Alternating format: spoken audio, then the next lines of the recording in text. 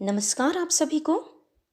हम पढ़ने जा रहे हैं क्षितिज भाग 1 गद्य खंड का पाठ 2 ल्हासा की ओर, जिसके लेखक हैं राहुल साकृत्यायन।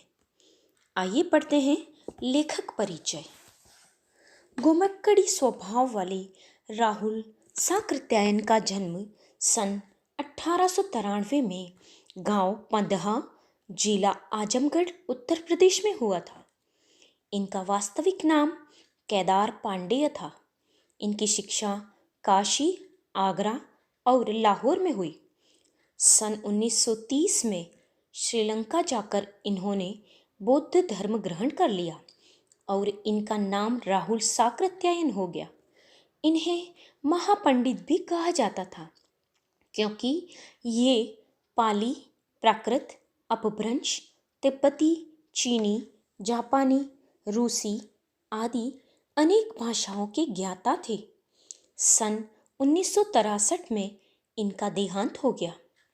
यात्रा वृत्तांत साहित्य में राहुल जी का स्थान सर्वोपरि है। इन्होंने घुमक्कड़ी का शास्त्र रचा।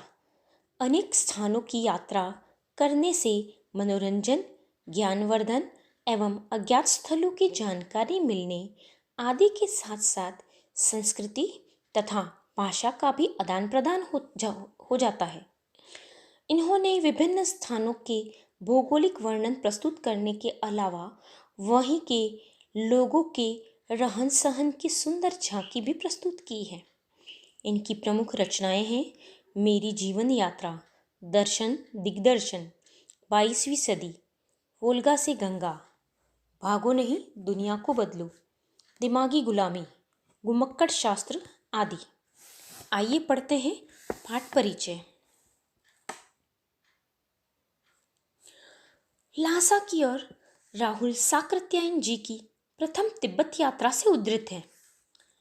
यह यात्रा उन्होंने सन 1929-30 में नेपाल के रास्ते से की थी। उस समय भारतीयों को तिब्बत यात्रा की अनुमति नहीं थी, इसलिए उन्होंने यह यात्रा भिखमंगी की छद्मवेश में की थी।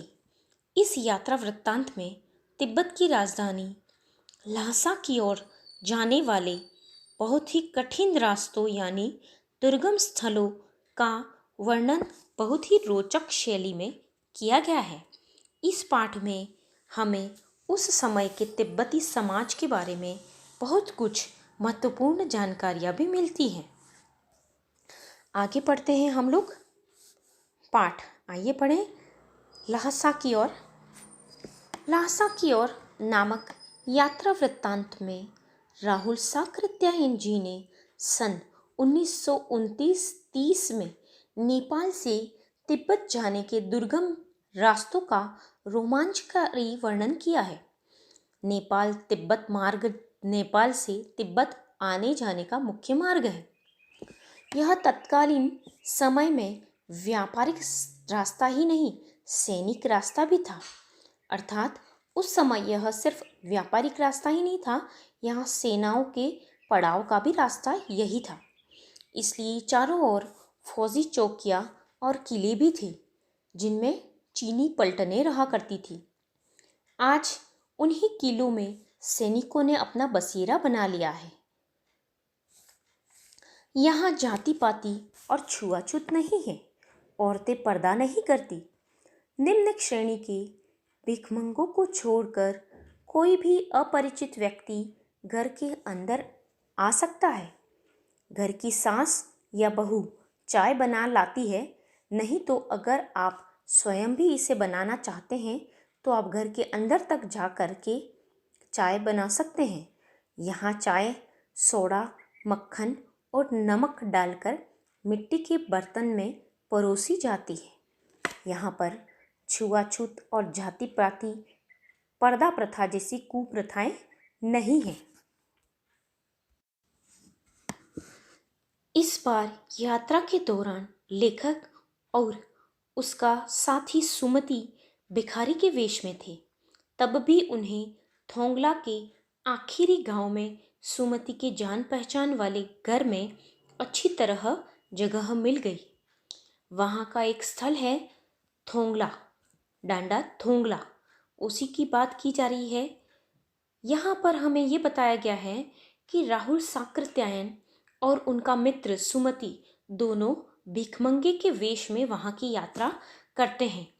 वहाँ की यात्रा वह भिखमंगे के वेश में करते हैं, फिर भी उनको आसानी से रहने की जगह मिल जाती है।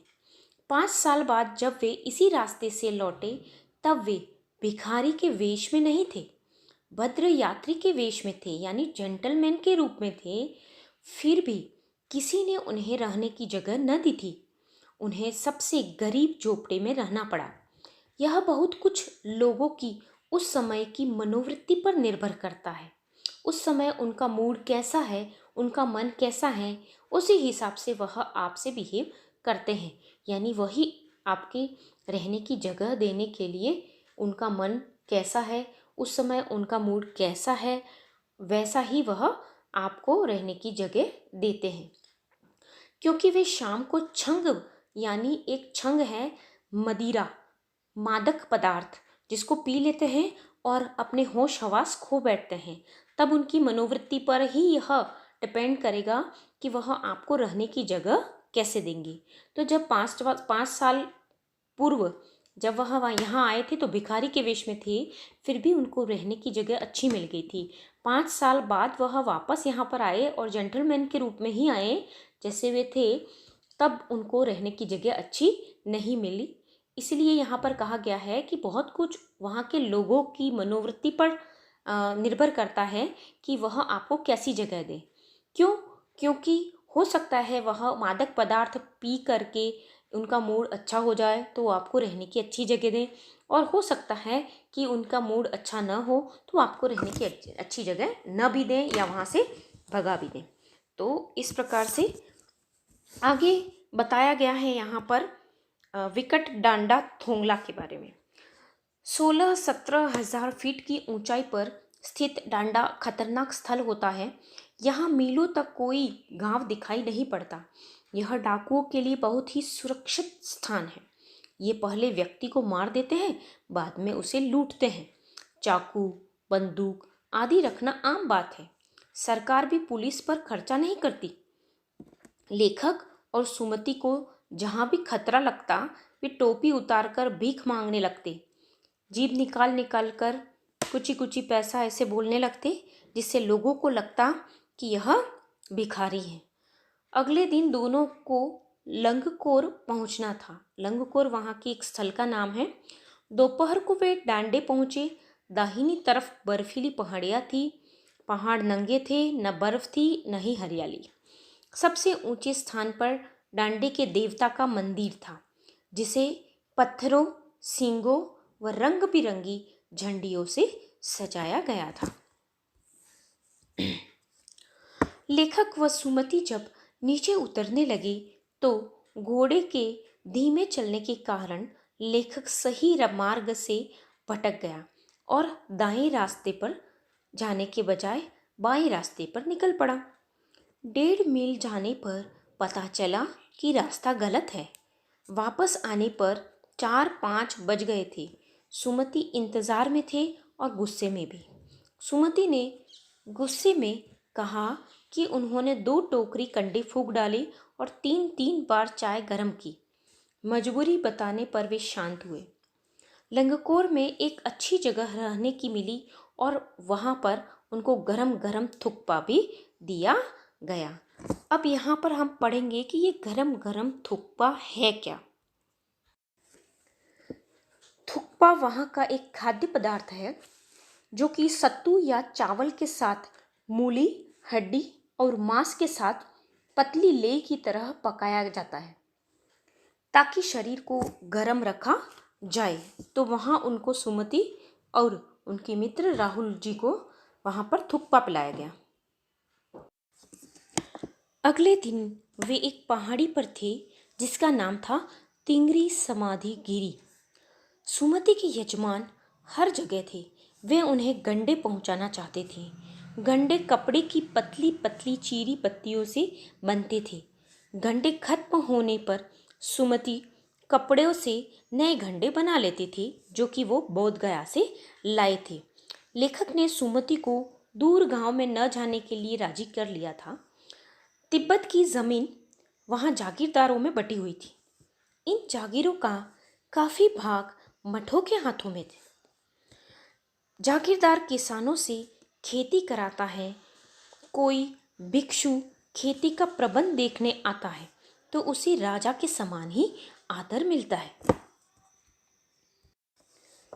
अगर दूसरे शब्दों में हम अगर समझें तो तिब्बत में खेती की जमीन छोटे बड़े जागीरदारों में बटी थी। प्रत्येक जागीरदार अपने हिस्से की कुछ भूमि पर खुद खेती करता है। वहाँ पर खेती के लिए मजदूर बेगार में मिल जाते, यानी बिना मजदूरी के मिल जाते थे। जागीरों का अधिक हिस्सा बौद्ध विहारों के पास है। उनकी खेती की व्यवस्था के लिए मठ से कोई भिक्षु भेजा जाता है, जो कि जागीर के आदमियों के लिए राजा से कम नहीं होता था। लेखक एवं उनके मित्र शेखर की खेती के मुखिया भिक्षु नमसे, जिनका नाम था नमसे, से मिले। वे बड़े ही भद्र पुरुष थे। वह बहुत प्रेम से मिले। हालांकि उस समय उनका भेष था वह भिखमंगे का था, लेकिन फिर भी भिक्षु नमसे लेखक एवं सुमति से बड़े प्यार से मिले। यहाँ पर एक अच्छा मंदिर था जिसमें कंजूर का मतलब है बुद्ध वचन की अनुवाद लिपियाँ, यानी कंजूर यानी हस्तलिखित 103 पोथियाँ वहाँ पे उस मंदिर में रखी हुई थी। लेखक कहते हैं कि मेरा आसन वही गड़ गया, मैं वहीं बैठ गया।